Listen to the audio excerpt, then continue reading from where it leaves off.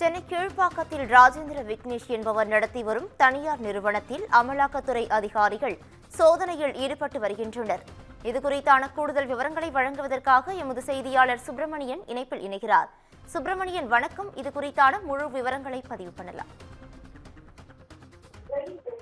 சென்னை கீழ்ப்பாக்கம் பகுதியில் செயல்பட்டு வரக்கூடிய தனியார் நிறுவனம் ஒன்றில் அமலாக்கத்துறை அதிகாரிகள் சோதனை மேற்கொண்டு வருகிறார்கள்.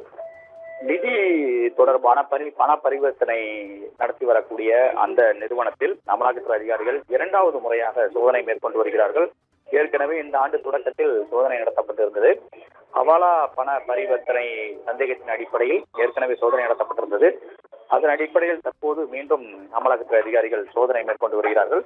சோதனை தற்போது தொடங்கி இருக்கிறது. சோதனைக்கு பிறகு கைப்பற்றப்பட்ட ஆவணங்கள் குறித்து தெரிவிக்கப்படும் என்று அமலாக்கத்துறை தரப்பில் சொல்லப்படுகிறது.